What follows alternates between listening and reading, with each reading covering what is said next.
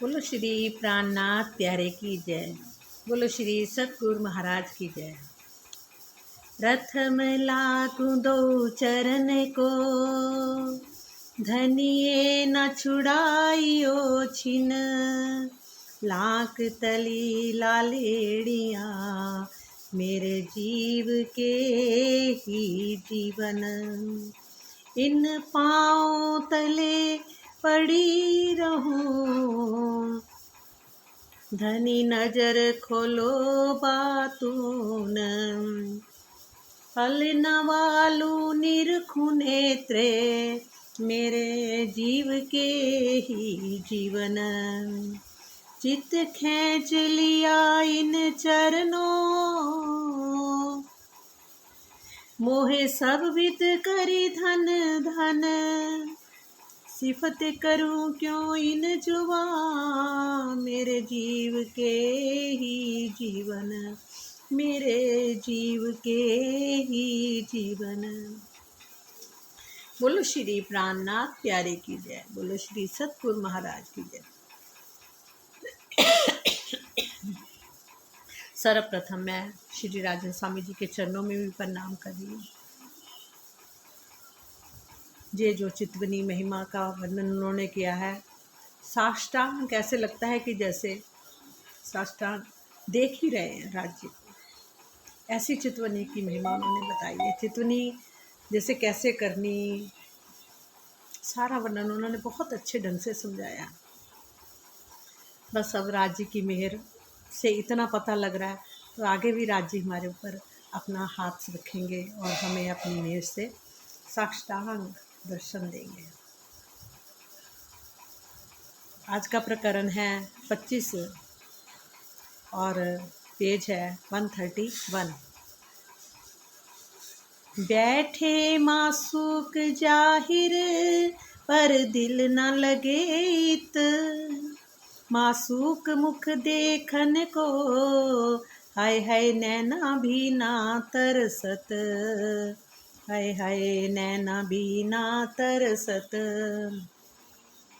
मूल मिलावे में श्री राज जी साक्षात बैठे हैं, किंतु उनकी शोभा को देखने में दिल नहीं लग पा रहा है। मतलब कि मूल मिलावे में राज जी साक्षात तो बैठे हैं, पर किंतु उनकी शोभा को देखने में दिल नहीं लग पा रहा है। हाय हाय, अपने प्राण वल्लभ मुखरबिंद को देखने के लिए हमारे नेत्र अब तरसते भी नहीं हैं, अर्थात दर्शन की तीव्र लालसा हमारे अंदर नहीं है। सुनने कान न दौड़त, मासूक मुख की बात। इश्क न जानो कहाँ गया, जो था मासूक सो दिन रात। जो था मासूक सो दिन रात। मूल मिलावे में श्री राज जी साक्षात बैठे हैं। कहते माया के प्रभाव से ऐसा हो गया है कि अब हमारी आत्मा के कानों में प्रीतम के मुखरबिंद की अमृतवाणी को सुनने को उत्कंठा ही नहीं रह गई है। श्री राज जी के प्रति रात दिन हमारे हृदय में जो अखंड प्रेम रहा करता था, पता नहीं वह अब कहाँ चला गया है। ये हम सब सुंदर साथ की पुकार है, ना कि इंद्रावती जी की। ठीक है, इंद्रावती जी की ही ने ही ये बात कही है, पर हमारी ये सब सुंदर साथ की एक दिली पुकार है कि अब क्या हो गया है। कहाँ हम वहाँ सारा दिन रात राज्य को रिझाने में लगी हुई रहती थी, और उनके आनंद में, उनकी मस्ती में उनके साथ घूमती थी, झूले झूलती थी, कभी खाने खाती थी, कभी तरह तरह के श्रृंगार करती थी। अब वो कहाँ चला गया, वो प्रेम कहाँ चला गया। अब हमें वो दिखाई दे क्यों नहीं रहा। कितना बैठते हैं, ध्यान लगाते हैं, करते हैं, पर फिर भी एक इमेजिनेशन ही रह जाती है, भाव सा रह जाता है। जीव का भाव, जैसे भाव से जीव देखता है, वो चीज़ ही रह जाती है। उसका स्टार देख क्यों नहीं पा रहे हम उनको, उनकी शोभा का। हम देखो, इंद्रावती जी ने बार बार वर्णन किया है, शोभा का वर्णन किया, हर चीज़ उनको साक्षात दिखाई दिया। और हमें क्यों नहीं दिखाई देता है? मैं कई बार कहती हूँ, क्या राज जी, इसका मतलब श्यामा जी आपकी लाडली तो है ही, कि हम नहीं कुछ थे? जहाँ हम बहुत दूर की सखियाँ हैं, छोटी मोटी सखियाँ हैं, जो हमें हमें नहीं पता चल रहा है। ऐसा क्या कारण है? ऐसी माया ने हमारे ऊपर क्या, चाहो तो आप 1 मिनट में माया को खींच लो, खींच सकते हो माया से हमें। आप सब कुछ कर सकते हो, अपनी रूह को एक पल में बुला सकते हो। ये भी पता बुलाओगे भी, जब इकट्ठी बुलाओगे तो सबको इकट्ठे लेके जाओगे, किसी को छोड़ोगे तो नहीं, ना कोई पहले जाएगी। पर उनकी सुरता तो वहाँ तक साष्टांग, वो तो देख रही है ना, और देख के वो वर्णन कर रही है। उनके ऊपर तो मेहर तो आपने करी ना, आपने दिखाया ना। जब एक बात बताओ, जब वहाँ पर पन्ना जी में जब आप बताते थे, वर्णन करते थे, तो उनको साक्षात दिखाई देना शुरू हो जाता था, वहाँ के लीलाएं दिखाई देती थी। तो वो लीलाएं हमें साक्षात क्यों नहीं दिखाई दे रहे हैं? हमें क्यों वो ड्रीम ड्रीम से दिखाई देते हैं? जैसे जे हमने चर्च नहीं करी, वो करी, हम पढ़ते हैं, सुनते हैं, महसूस होता है, अनुभव भी होता है, और लगता भी आप हैं, सब कुछ पता लग रहा है। पर साक्षात आप दिखाई देने चाहिए ना हमें भी। ये क्या कारण है? जा तो फिर वही आ जाती है, कहते हैं ना कि वही आ जाती है कि मेरे राज जी ठाकुर जी क्या कहते थे कि जहाँ तो उनमें अपने में कोई कमी है, कि वो ऐसे हमें भी कई बार लगता है। तो ये बात आती है मन में, जब मैं किसी का नहीं कह रही, मेरे मन में तो आ जाती है कई बार। पर ये है कि, पर ठीक है, उन्होंने तो घर बार छोड़े, सब कुछ करा, हम घर बार नहीं छोड़े, शायद इसलिए। पर राज जी, अब आपको भी पता है संसार का जहाँ आपने रखा है, आपको भी सब पता तो है ही है, कैसे गृहस्थ है, कैसी लाइफ है, कैसे क्या होता है। उसमें इतने इतने घंटे भी हम नहीं बैठ सकते। हाँ, पर रात तो हमारे पास होती है। वैसे तो दिन भी हमारा ही अपना ही है, जब चाहो बैठ जाओ। पर राज जी, यही बात आती है, कहते हैं ना, माया के प्रभाव से ऐसा हो गया है कि अब हमारी आत्मा के कानों में प्रीतम के मुखर बिंद की अमृतमयी वाणी को सुनने की उत्कंठा ही नहीं रह गई। जब श्री राज जी के प्रति दिन रात दिन हमारे हृदय में अखंड प्रेम रहा करता था, तो पता नहीं कहाँ चला गया।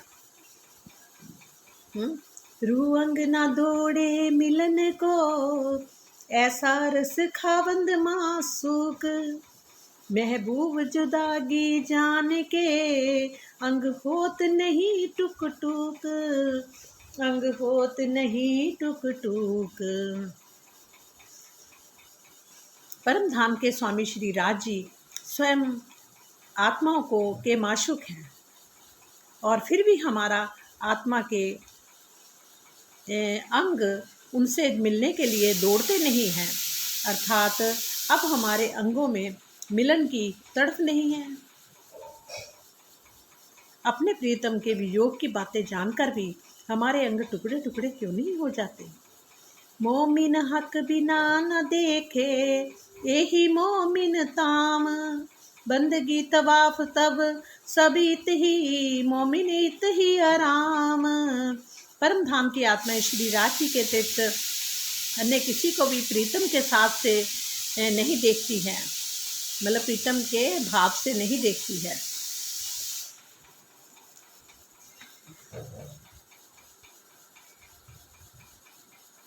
धनी से ही उनकी प्रेममयी भरी मित्रता दोस्ती है। इन आत्माओं पर श्री राज जी के नूर की वर्षा होती है।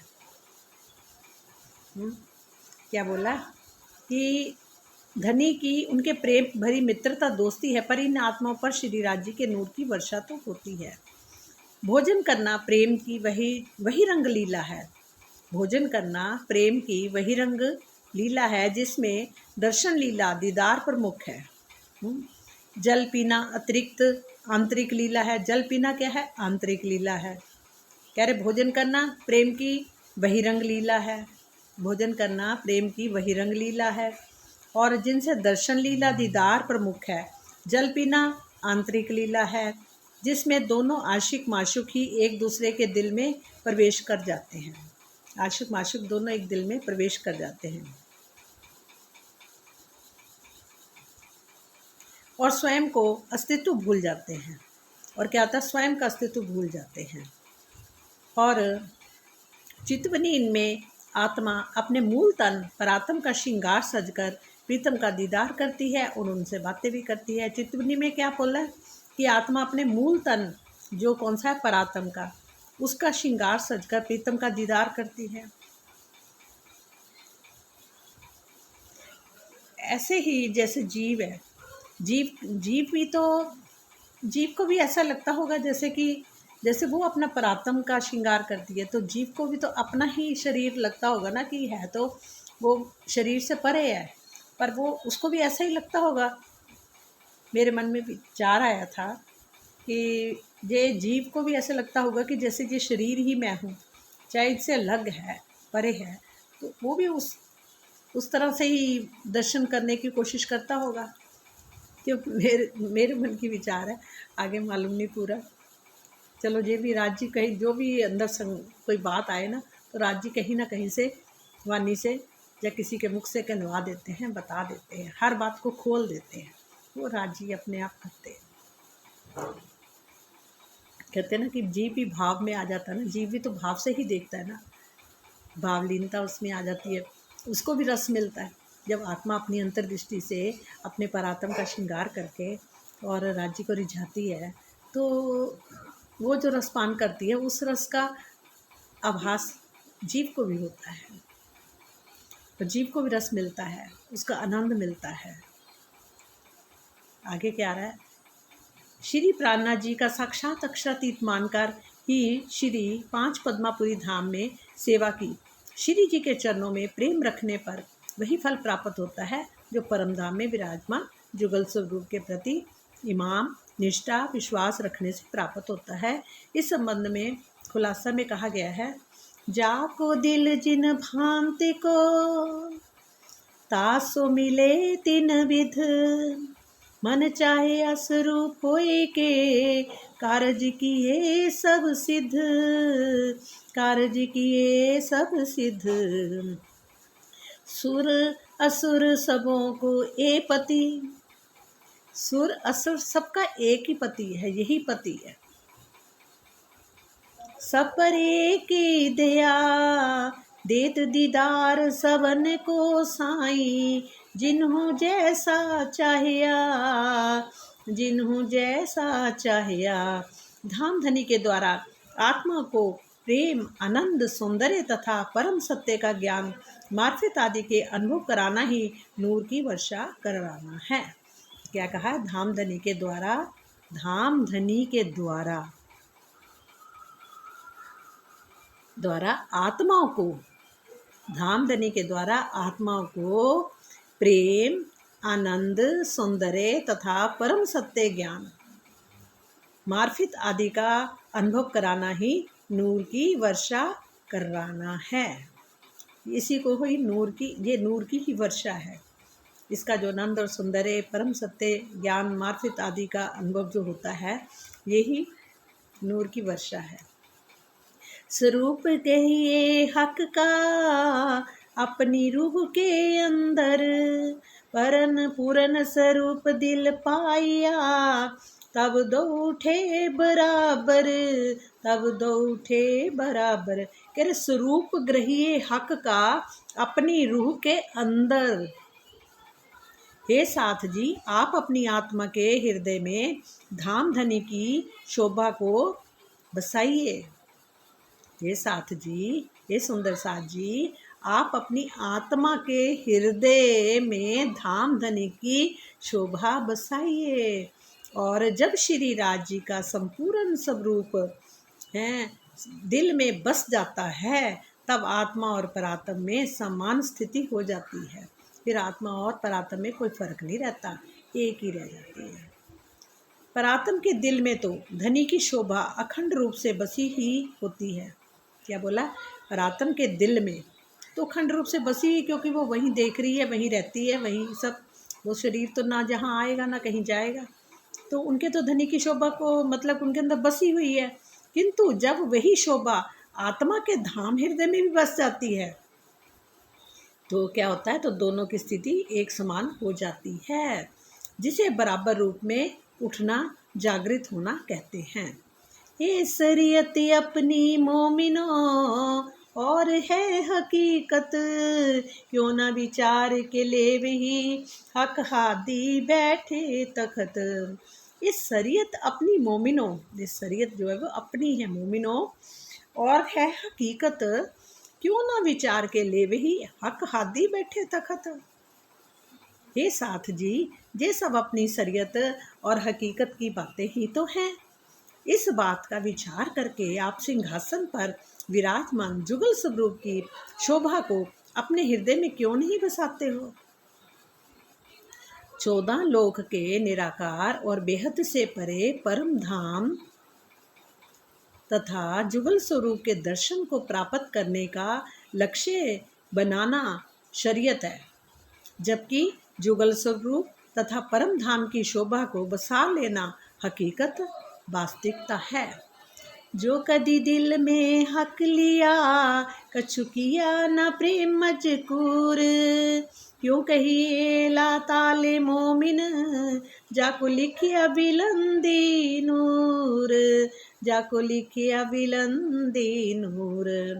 यदि कभी किसी आत्मा ने अपने दिल में श्री राज जी को बसा तो लिया, यदि किसी आत्मा ने श्री राज जी को अपने दिल में बसा तो लिया, किंतु उनसे प्रेम भरी बातें नहीं की। ये तो आप सबको पता है कि आत्मा के दिल में बैठे हैं, विराजमान है, उनके अंदर सिंहासन लगा हुआ है, चाहे वह प्रतिबिंब है, जो भी है, ठीक है, ये तो सबको पता है। अब उनसे बातें भी कर लेते हैं, चलो उनकी शोभा को भी महसूस करते हैं, ठीक है। कहते ना कि बातें नहीं की तो उनके सौभाग्य में परम धाम के नूर की अनुभूति कैसे मिल सकती है।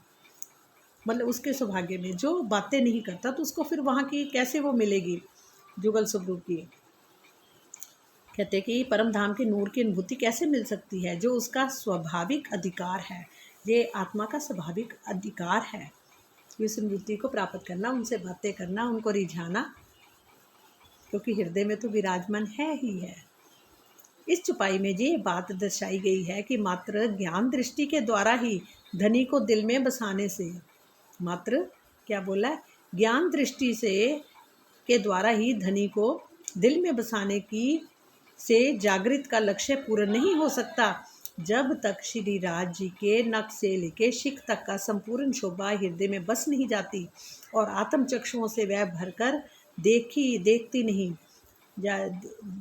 ना जाए, आत्मा की रसना से प्रीतम से कुछ कहा ना जाए तथा आत्मा के कानों से उनकी प्रेम भरी आवाज़ सुनी ना जाए, तब तक ये कैसे माना जा सकता है कि आत्मा ने अपने प्राण प्रिय प्रीतम और नूर प्रेम आनंद शोभा सौंदर्य एकत्व को प्राप्त कर लिया है।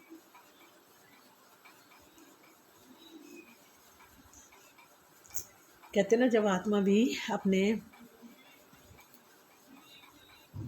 पर आत्म का श्रृंगार करके जब अपने राज्य के सम्मुख जाती है, महसूस करती कि मैं राज्य के सामने खड़ी हूँ, तो जब वो चरणों को पकड़ती है, चरणों पे ध्यान लगाती है, चरणों को देखने की कोशिश करती, कहते हैं जब चरण दिखने शुरू हो जाते हैं तो क्या आता, आत्मा की अंतर्दृष्टि से जब उसको चरण दिखने शुरू हो जाते हैं, फिर कहते हैं कि नख से लेके सिर तक की सारी शोभा उनके अंदर उसको दिखनी शुरू हो जाती है, विराजमान हो जाती है।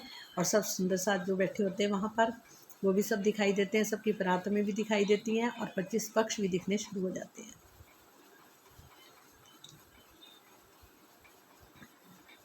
कहने को शॉर्ट सा लग रहा है, पर इसमें भी बहुत मेहनत है। जीव को ही मेहनत करनी पड़ेगी, जीव बैठेगा तभी ये सब आत्मा भी अपने प्रीतम को देख पाएगी। और अब जीव को ही मेहनत करनी है सबसे ज़्यादा, बार बार बैठना, बार बार ध्यान लगाना, बार बार उनसे बातें करनी, बार बार कर करके धीरे धीरे मेर राज्य करेंगे। होना तो मेर सही है, पर बैठना तो पड़ेगा, तभी मेर होगी, तभी प्रेम आएगा, तभी आनंद आएगा। इस छुपाई में ये बात दर्शाई गई है कि मात्र ज्ञान दृष्टि के द्वारा ही धनी के दिल में बसाने से जागृति का लक्ष्य पूरा नहीं हो सकता। जब तक श्री राज जी के नख से लेकर शिख तक की संपूर्ण शोभा हृदय में बस नहीं जाती और आत्म चक्षुओं के व्याप भरकर देखी ना जाए, तो आत्मा की रसना से प्रीतम के कुछ कहा ना जाए और आत्मा के कानों से उनके प्रेम भरी आवाज़ सुनी ना जाए, तब तक ये कैसे माना जा सकता है कि आत्मा ने अपने प्राण प्रियतम के नूर, प्रेम, आनंद, शोभा, सौंदर्य, एकत्व को प्राप्त कर लिया है। ये हकीकत मोमिनो और ले न सके कोई, बेशक हुई बातें करे तो मजकूर हजूर होए, मजकूर हजूर होए। प्रीतम को पाने के लिए हकीकत, सत्य, हकीकत किसे बोलते हैं? सत्य जो है का ये मार्ग ब्रह्म सृष्टियों का ही है।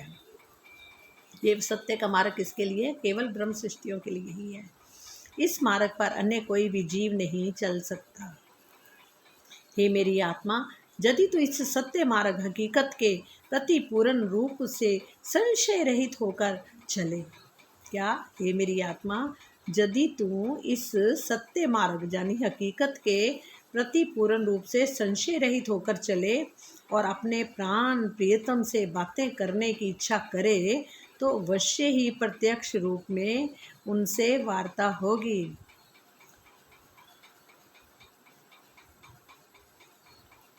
रूह नैनो दीदार कर, रूह जुबां हक सो बोल, रूह कानो हक बातें सुन, यही पट रूह का खोल।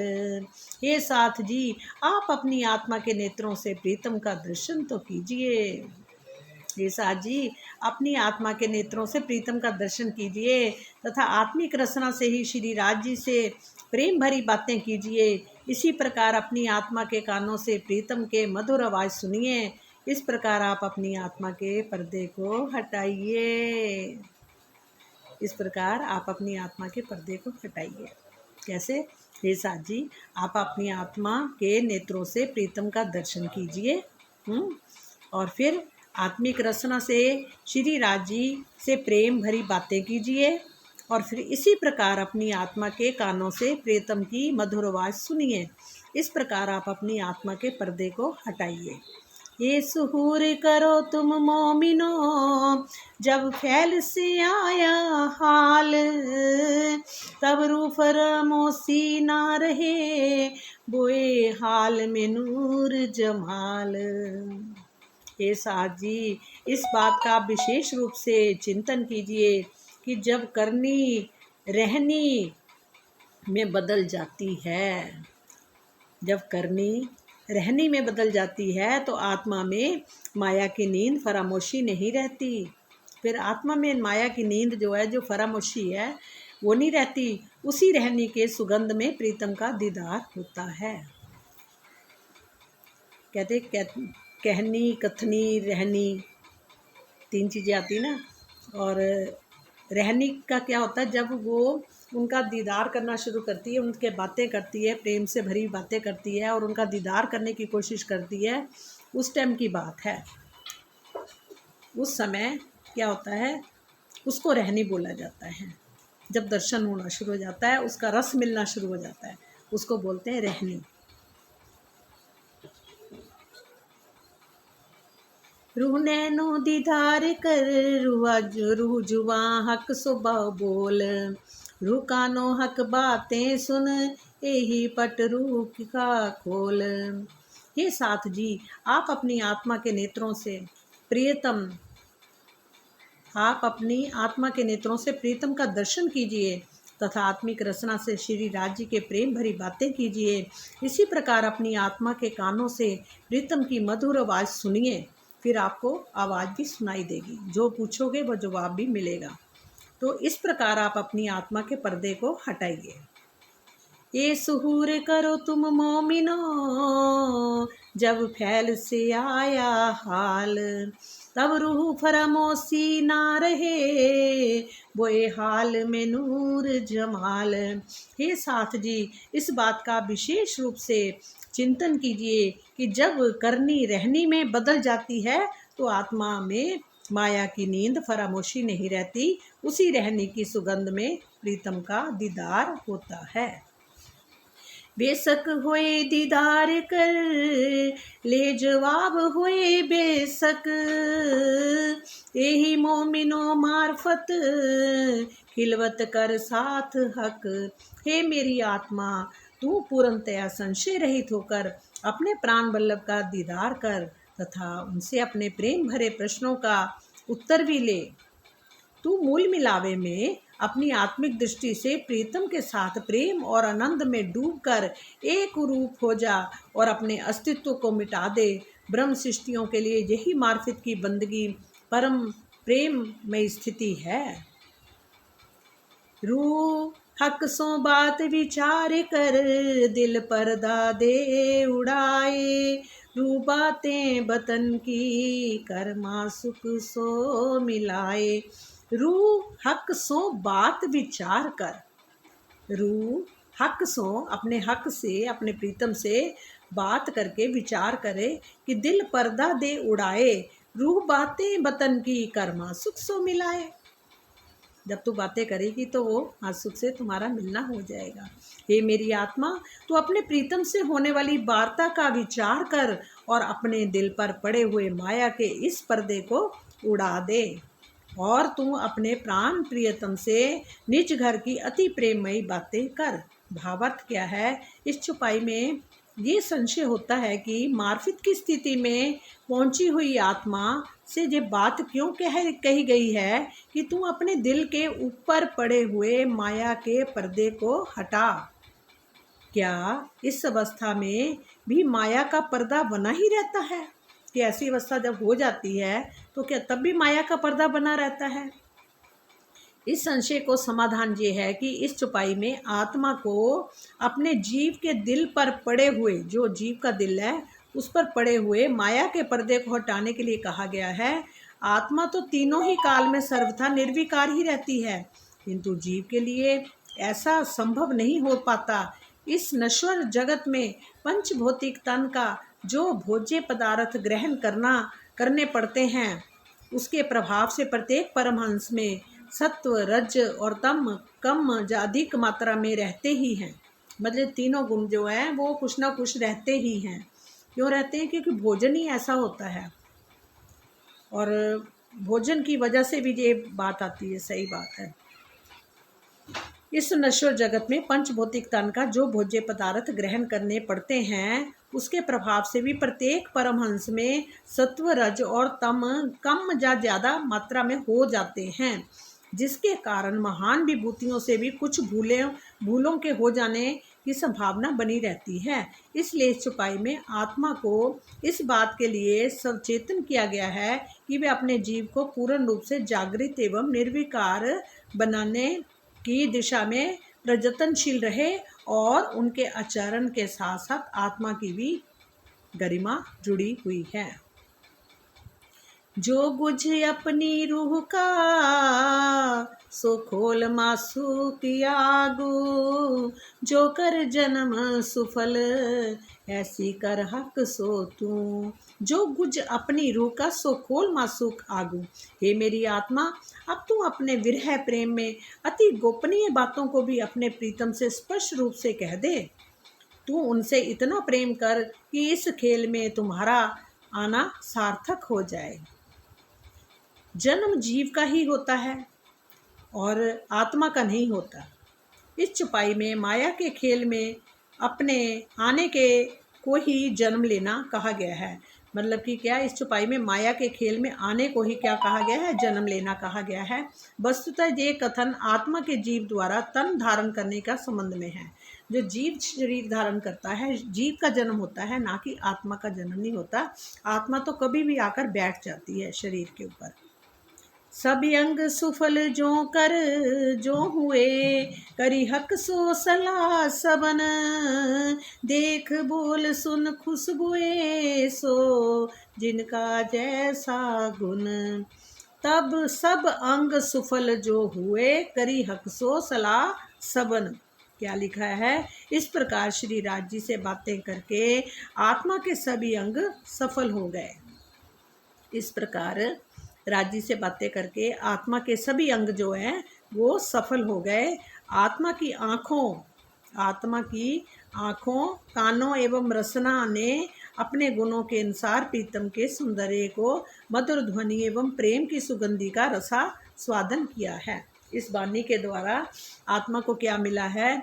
आत्मा को रसना ने अपने गुणों के अनुसार प्रीतम के सुंदर मधुर ध्वनि एवं प्रेम की सुगंधि का रसास्वादन किया है। मेरी आत्मा के नेत्र धाम धनी के अनंत सौंदर्य को निहाल परितृप्त हो गए हैं। और मेरे आत्मिक कान, ये कौन कह रही है? इंद्रावती जी कह रही हैं कि मेरे आत्मिक कान अमृत से भी अनंत गुना मीठी उनकी आवाज़ को सुनकर धन्य धन्य हो गए। और मेरी रसना ने मेरे हृदय के सारे भावों को व्यक्त कर स्वयं को कृतकृत्य माना है। मार्फत लंदूनी जिन लई, सो करे हक सुहूर। सुहूर किए हाला वही, सो हाल बीच हक मजकूर। मार्फत लंदूनी जिन लई, सो करे हक सुहूर। जिन्होंने तारतम ज्ञान, मार्फत लंदूनी जिन लई का मतलब क्या है? जिन्होंने तारतम ज्ञान यानी ब्रह्मवाणी के गुह्य रहस्यों को जान लिया है। तारतम ज्ञान के द्वारा, इस वाणी के द्वारा जिन्होंने गुह्य रहस्यों को जान लिया है ब्रह्मवाणी के, वे अक्षरातीत श्री राज जी की ही चिंतन एवं चितवनी करते हैं। वो फिर क्या करते हैं? अक्षरातीत की ही, राज्य की ही चिंतन एवं चितवनी करते हैं। चितवनी के द्वारा फिर क्या होता है? उनकी रहनी परम धाम वाली प्रेममयी हो जाती है। उनकी रहनी कैसी हो जाती है? प्रेममयी हो जाती है, परम धाम वाली हो जाती है। उस अवस्था में प्रीतम का दीदार होता है। जब फिर बिल्कुल प्रेममयी हो जाती है तो उस समय फिर प्रीतम का दीदार होता है तथा उनसे प्रत्यक्ष बातें भी होती हैं। इस चुपाई से ये निष्कर्ष निकलता है कि ब्रह्मवाणी का ज्ञान कथनी है। ब्रह्मवाणी का जो ज्ञान है, ज्ञान को क्या बोल रहे हैं? कथनी। और चितवनी करनी है तथा चितवनी से जुगल स्वरूप के प्रति प्रकट होने वाला प्रेम ही उसको बोलते हैं रहनी। और प्रेम मात्र इसी के द्वारा प्रीतम का दीदार होता है, रहनी से ही। इसके अतिरिक्त वर्तमान समय में अन्य कोई भी मार्ग नहीं है। पीछे हक सब करसी, रुसुख लिया चाही अब, सुख लेने को अवसर, पीछे ले सी मोमिन सब। पीछे हक सब करसी, रु सुख लिया चाहे अब। धाम धनी तो बाद में सब कुछ करेंगे ही, बाद में तो वो सब कुछ करेंगे, किंतु आत्माएं तो अभी भी सारा सुख लेना चाहती है। आत्माएं तो अभी भी सारा सुख लेना चाहती हैं कि परम धाम के सारे सुख मिले। और बाद में अर्थात परम धाम में जो सब सुंदर साथ सुख लेंगे ही, किंतु जागनी लीला में अखंड सुख लेने की यही सुनहरा अवसर है। मतलब इस ब्रह्मांड में जागनी का जो ब्रह्मांड है इस टाइम, यहाँ बैठे बैठे वहाँ के सुख लेने, जहाँ पर बैठे बैठे वहाँ के सुख लेने, ये परम धाम में जितने भी सुंदर साथ को सुख लेंगे वो वाला, तो यही असल में यही सुनहरा अवसर है सुख लेने का। यहाँ पर बैठे बैठे, इस संसार में बैठे बैठे, वहाँ के सुख तो बाद में मिलने ही मिलने हैं, वो तो अपने हैं, वो तो मिलेंगे ही मिलेंगे। पर यहाँ बैठ के वहाँ के सुखों को अनुभव करना, महसूस करना, और ये सब राज्य की मेहर से ही सबको मिलते हैं। और सब ब्रह्म सृष्टियों का हक है लेने का, वो लेंगी ही लेंगी। सुख हक इश्क के जिनको नहीं सुमार, सो देखन की ठोरित है, जो रूसो करो विचार, जो रूसो करो विचार। सुख हक इश्क के जिनको नहीं सुमार, सो देखन की ठोरित है, जो रूसो करो विचार। कहते हैं ना, परम धाम के अखंड सुखों का अनुभव करने का यही एक वास्तविक समय है। ये सौभाग्य परम धाम में ही प्राप्त नहीं था। मतलब कि वहाँ पर भी ये सुख नहीं था, सौभाग्य नहीं था जो जहाँ पर अब हमें परम धाम के सुखों का अनुभव हो रहा है और हमें वहाँ के सुख मिल रहे हैं। ये बहुत बड़े सौभाग्य की बात है। धाम धनी तो बाद में सब कुछ करेंगे ही, कहते बाद में तो वो सब कुछ करेंगे ही, किंतु आत्माएं तो अभी भी सारा सुख लेना चाहती हैं बाद में, अर्थात परम धाम में तो सब सुंदर सा सुख लेंगे ही, किंतु जागनी लीला में अखंड सुख लेने का सुनहरा अवसर अब है। प्रणाम जी।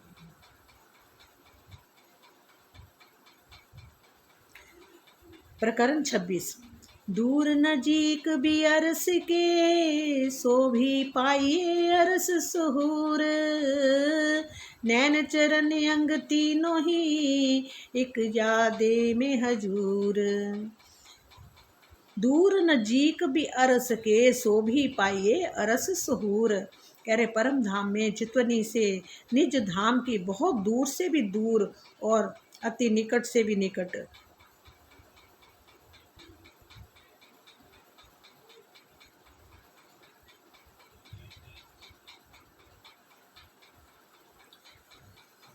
परम धाम की चितवनी से निज धाम की बहुत दूर से भी दूर और अति निकट से भी निकट वस्तुओं की साक्षात्कार हो जाता है।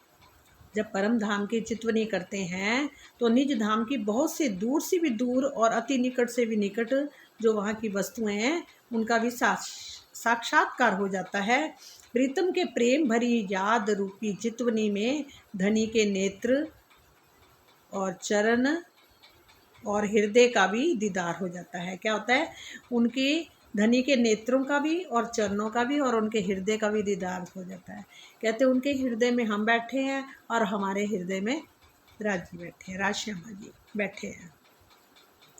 चितवनी में किसी थंब आदि की मेहराब से बने हुए फूलों पत्तियों आदि के दर्शन अति निकट का दर्शन है, तथा उस समय सागरों बड़ी रांग की हवेलियों तथा मानिक पहाड़ के हिंडोलों आदि को भी देखने लगना अति दूरस्थ वस्तुओं का दर्शन करना है, मतलब दूर से दूर और पास से पास भी।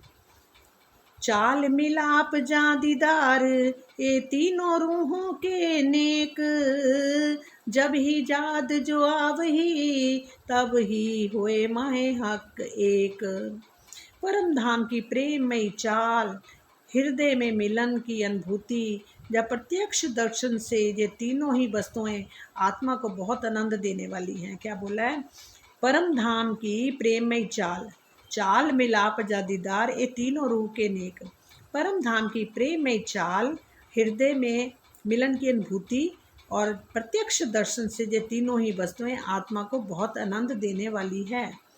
ये तीनों का दर्शन होगा और प्रीतम अक्षरातीत की जब भी याद आती है तो इन तीनों में से किसी एक की प्राप्ति आत्मा को अवश्य होती है। देखो क्या बोला, जब भी प्रीतम अक्षरातीत की जब भी याद आती है तो इन तीनों में से किसी एक की प्राप्ति तो अवश्य ही होती है। ए अरस देखे रूह मोमिन जो उतरे नूर विलंद से, नाही क्यों देखे हैं को ये तो जाहिर लिखिया किताबों में।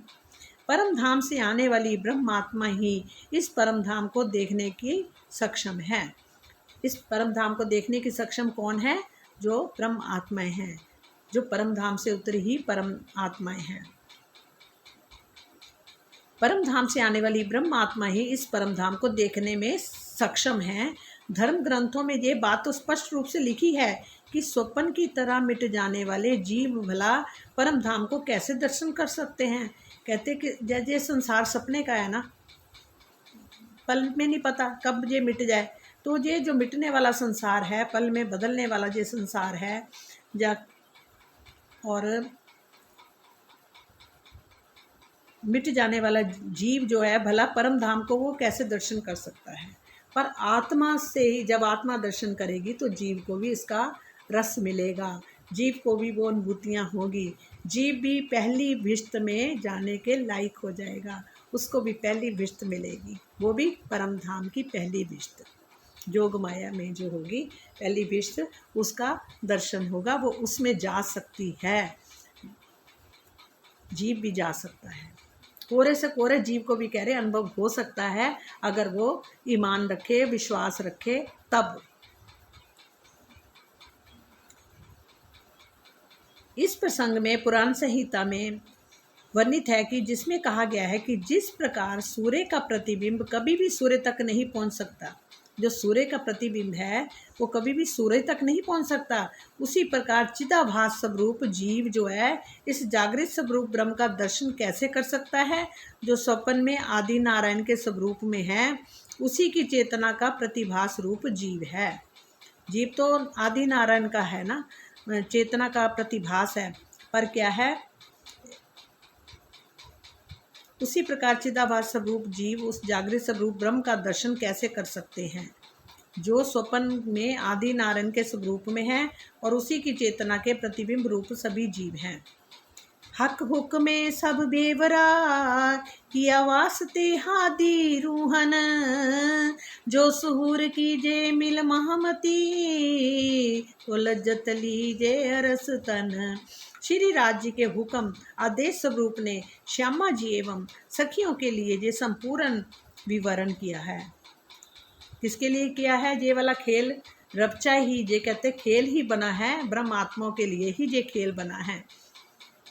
और ब्रह्म आत्मा को ही कहते, ब्रह्म आत्माएं जो आई हैं, राजी ने कहा कि अब की बार मैं जो आया हूँ सबको मुक्त ना कर दूँ तो मेरे आने का कोई फ़ायदा नहीं। इस बार राजी पूरे इस 14 लोक के ब्रह्मांड को अखंड मुक्ति देने वाले हैं और जो कि जोग माया में पहली विश्त में जाएंगे।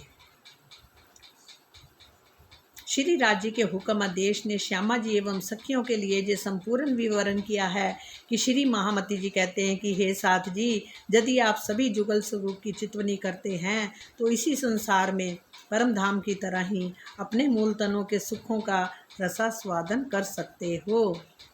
इस चौपाई में सुहूर शब्द का तात्पर्य चिंतन नहीं है बल्कि चितवनी है। सुहूर का मतलब क्या है? चितवनी। अगर चितवनी करते हैं तो जुगल स्वरूप के छवि के हृदय में अंकित हो जाने पर आत्मा को अपने परात्म स्वरूप का साक्षात्कार हो जाता है और उसे वे सारे आनंद प्राप्त होने लगते हैं जो परम धाम में परात्म को प्राप्त होते हैं। जहाँ ये ध्यान देने योग्य तथ्य है कि आत्मा को प्राप्त होने वाले प्रेम और आनंद का एक ही सीमा है, अन्यथा ये पंचभौतिक शरीर परम धाम के अनंत आनंद का बोझ नहीं झेल सकते। क्या बोला कि जहाँ ये ध्यान देने योग्य है कि आत्मा को प्राप्त होने वाले प्रेम और आनंद की एक सीमा है, प्रेम और आनंद की एक सीमा है, अन्यथा ये जो पंच भौतिक शरीर है जो परम धाम के अनंत आनंद का बोझ सहन भी नहीं कर सकते, वहाँ का बोझ। चलो एक छोटा सा प्रकरण है, प्रकरण 27। अरस मता जेता हूता किया जाहिर नजर में ले, हमें नाया इश्क सुपने किया वास्ते जिनके। अरस मता जेता हुआ किया जाहिर नजर में ले, कि हमें परम धाम का जो भी गुज ज्ञान है उसे मैंने अपनी दृष्टि से लेकर वाणी द्वारा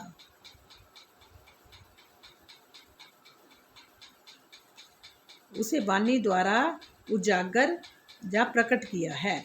इस स्वप्न के संसार में जिस इश्क को पाने के लिए मैंने ब्रह्मवाणी के ज्ञान को प्रकाशित किया वह इश्क तो प्राप्त ही ना हो सका। क्या बोला? इस स्वप्न के संसार में जिस इश्क को पाने के लिए मैंने ब्रह्मवाणी के ज्ञान को प्रकाशित किया है ये इश्क तो प्राप्त ही नहीं हो सका। ब्रह्मवाणी के ज्ञान से ही अन्य आत्माएं जागृत हुई और चितवनी की ये राह पर चलकर इन्होंने इश्क